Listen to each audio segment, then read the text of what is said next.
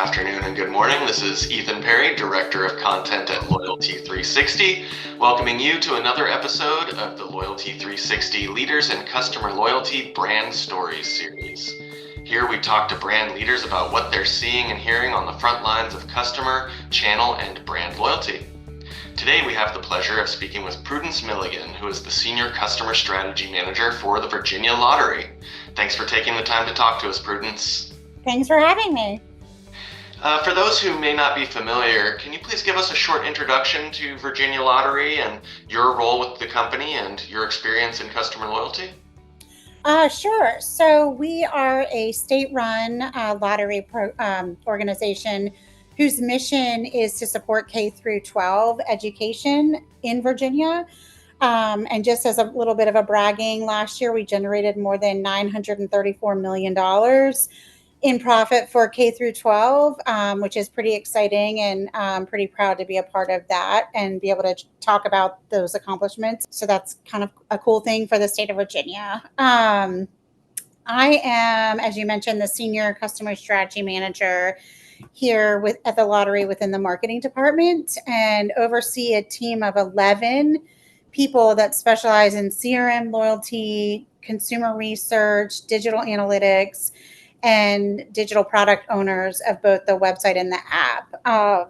And specifically, my role is, in addition to managing the team, is to develop an overarching strategy for our CRM and loyalty programs, as well as lead agency-wide initiatives to enhance our player experience, such as, personalization, customer journey mapping, to identify pain points and areas of opportunity, et cetera, but really kind of honing in on enhancing the customer experience.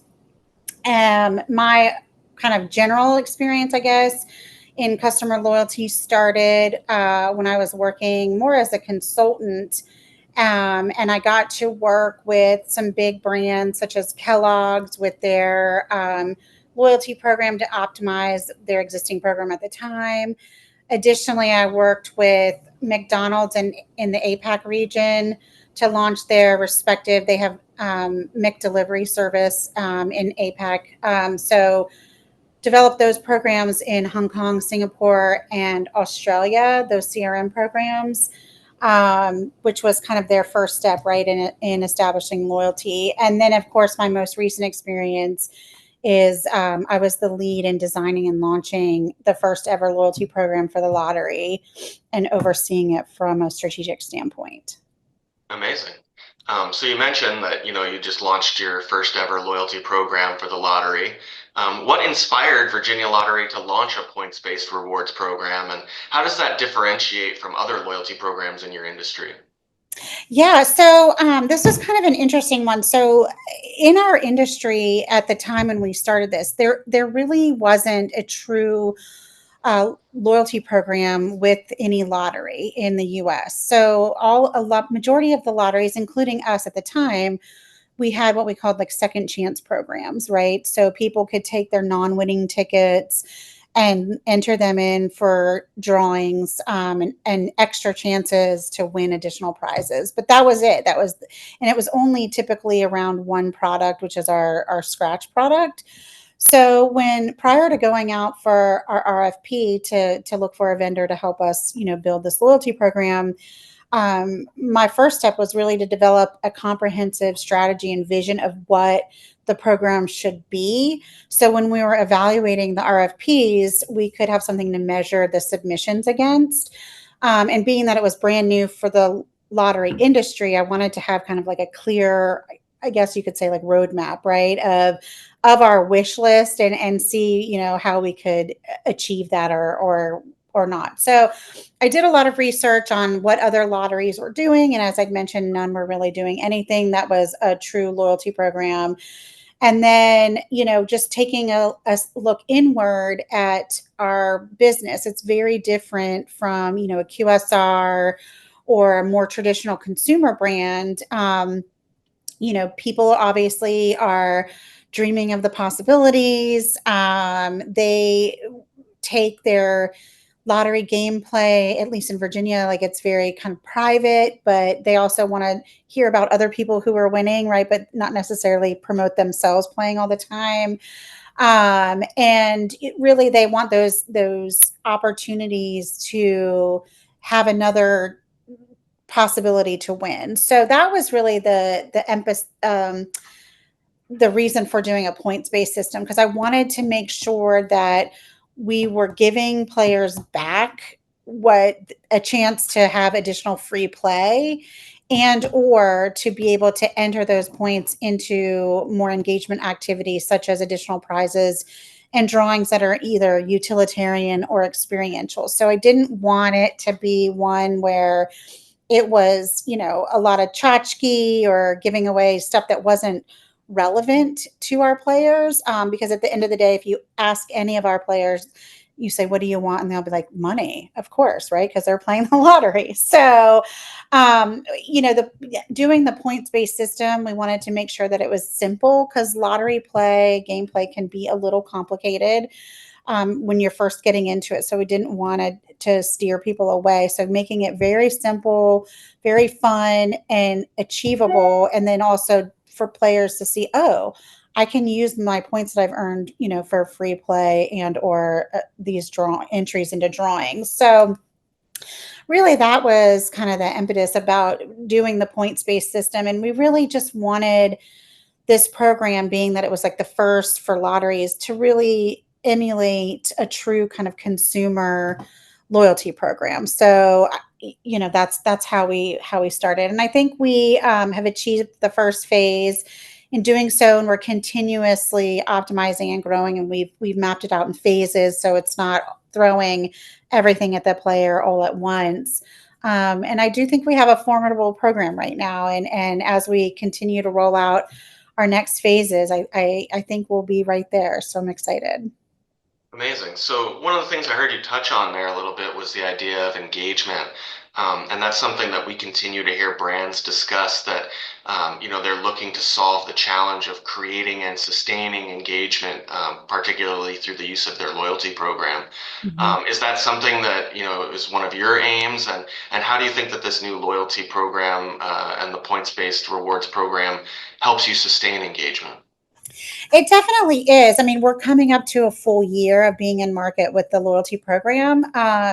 So I am starting to see, sorry, a little bit of a decline in engagement, but we're still above sort of the industry benchmarks, right? So I think potentially it's us leveling out, right? Not being as new as we were. So these are probably going to start to be our more normal numbers, if you will. But I'm not ignoring that. And really, with lottery, our state is not unlike a lot of other states. So we have the lottery and we've had it for years. And now we're starting to get competition that we've never had before. So like our General Assembly has passed the ability now for us to have sports betting.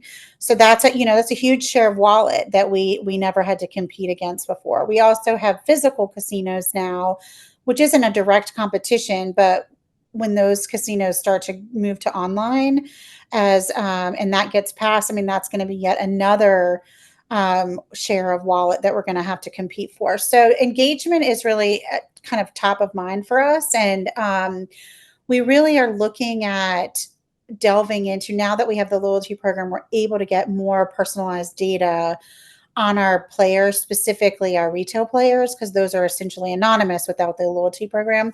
So now that we are collecting additional data, we're able to start developing some really, I think, getting down to one to few and ideally one-to-one personalization in terms of not only our communications, but also our offers, our promotions. And we're, working on updating our app and website to have recommendation engine around player behavior so that we can, it'll be an AI machine learning base that'll say, hey, you played this, you should now try this. So we really are working on keeping engagement top of mind. And we're also working with our loyalty partner, Marigold, and using some of their new kind of features, functions that they have for increasing engagement as well. So we're actually getting ready to launch that, one of their tools, here at the beginning of May. So I'm excited. Amazing. I can't wait to see how that works out for you. We'll have to have you back on the podcast again after a little while to talk about it. Yeah. So one thing that we're going to be discussing at our upcoming 2025 Loyalty Expo in May is the challenge of engaging with younger audiences in particular. We find that brands think or predict that younger customers are interested in one thing, but then their behavior is completely the opposite. Have you experienced any challenges in engaging the younger demographics, and how are you addressing that? I mean, when I saw this question, I kind of giggled inside because it's a struggle if you speak with anybody in the lottery industry, right? Trying to attract that younger player, because the lottery is kind of like, you think about who plays. It's typically, your grandparents, and then they've introduced it to maybe your parents or what have you. And so, yes, the attracting the younger audience is one of our biggest things. And and with us only, like I said, with the loyalty program only being almost a year old, we're still learning some insights, and in learning some new behaviors. But we are seeing, definitely, because we offer online lottery play as well, so our online audience is definitely skewing younger. um, and not that this is surprising, right? Like, our retail business is more of our older players, but we are definitely working with some new acquisition tactics and engagement strategies to really try to hone in on that younger player. And as I mentioned before, trying to kind of go after that sports better, right? Because we know that the sports better players are definitely of that younger audience. So how can we attract those players over to the lottery as well? Some of the things that we have planned that we're rolling out that we're hoping will help to kind of engage that younger audience, is deploying, some badgification strategies, and also really trying to um, create a bit of FOMO, if you will, right? With um, FOMO scenario with respect to some of the offers. So right now, like doing some surprise and delight, and that are only lasting like a certain, few hours of window. So people are more accustomed to coming back and looking to see what's out there versus being like, oh, on every Tuesday they do this, on every, Friday they do this. I want to break that habit, and again create kind of like that FOMO feeling, so people are engaging more often with us. But yes, I mean, the younger audience, we haven't cracked the code yet, but we're starting to chip away at it a little bit, and it's definitely top of mind for sure. Well, so one tactic that we hear about people using to bolster their loyalty programs is personalization. Mhm. We hear about that from our members all the time. What does personalization look like for Virginia Lottery, and how are you leveraging data and insights to help bolster those personalization efforts? Yeah, so we do have I mean, we have a ton of data, and so really kind of culling through that, and we're able to really now get down into the weeds of, I think, a pretty accurate segmentation. So we're using that to drive our personalization. So, and yeah, knowing that they're separate, right? Segmentation is very different from personalization, but using that to influence the messaging and the offers and whatnot. But really, personalization has become kind of one of our key focal points. And I think I'd mentioned this before, but we have plans to build a recommendation engine, based on player behavior, that'll recommend new products for people to try, like, and whatnot. And then we also are using a similar based program to personalize our communications deeper and our offers deeper as well, are using that machine learning, and really, again, like, enhancing that player experience. So we've got some plans. I developed a personalization strategy for the entire agency. So I've got it kind of based on platform, right? So we've got strategies and tactics for the web, strategies and tactics for the app, because they're not always the same. And then also, what can we do at retail as well? I mean, that's a little bit more challenging to quote unquote personalize at the retail level. But again, we want to meet the player where they are and really start tapping into machine learning to drive that personalization across our CRM and loyalty platforms. That's awesome. Very cool. Yeah. So along with personalization and collecting all that data comes the issue of privacy and data security. Yeah. Another thing that we continue to hear about. How do you keep up with those ever-changing regulations and the challenges of adapting? Well, I think that we have maybe a little bit of an advantage being in the lottery industry because it's the nature of our business. Security has always been at the forefront. So, because we have an age requirement, we always do age verification. We have, fraud is kind of high in the lottery industry. So we have a lot of fraud checks in the background when people register. So really, we do keep those security measures in place and are pretty much at the forefront of it. But most recently, what we have done is, in addition to deploying like 2FA for signing on, because again, you're accessing, when somebody plays online, you're accessing their banking information, their online player wallet, all that. So we have to be really locked down. So we've thrown out some additional tools for our players where it's SMS 2FA versus an email. And again, like, we have age verification, fraud detection, and identity verification that are put in place. So really, we're also, I think, maybe a little bit more conservative, if you will, in terms of sharing data, right, with our various vendor partners, just because of that, right? Like, we have the high PII, we've got a lot of sensitive data. So, for instance, like with Marigold, like, ideally, when I was building the program, it would be great to have all of that financial information, right, to really dig deep. But then I was like, well, do we really need to have that risk of vulnerability? No, it ended up being more of a nice to have. So that's, where we kind of draw the line. And if it's a nice to have, we're going to keep it on lockdown. If it's definitely something that we see will, have a huge impact, then we'll have to give some consideration and put in some additional security measures to ensure the safety of our player data. Right. That makes sense.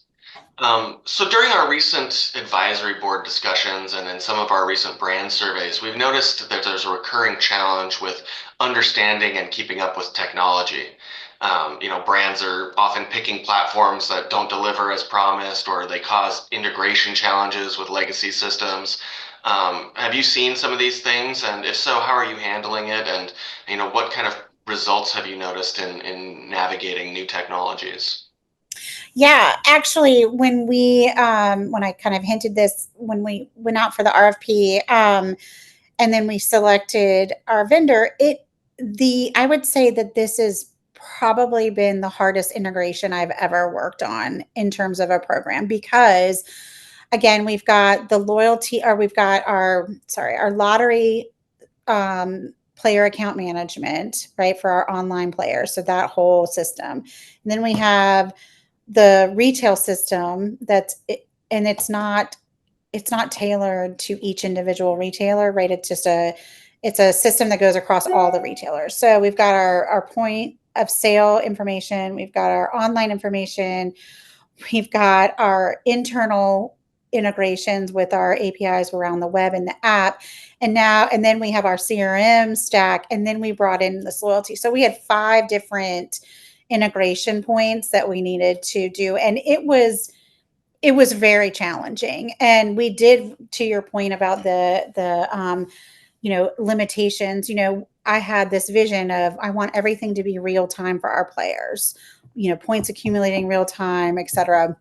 But when we got down into it, because the nature of our online play is so rapid. So somebody could, if you think about a slot machine, right? Like, you can press that button super fast, like every second, ting, ting, ting. Well, that's how our online play is. So that frequency of transactions going in at a millisecond was too much for anybody to be able to process. So we couldn't do the online play as real time points. We had to end up batching it. But that was a solution that we were okay with because we hadn't launched the program yet. And so players didn't know any different, right?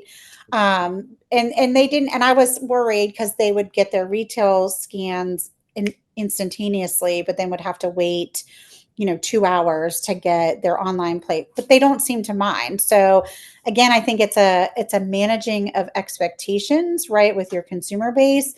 But also we got to this point with all five vendors or all five partners, coming to this solution. So for us, it's not just something that we would sit into a room and be like, oh my God, we can't do this. Our vendor can't do this.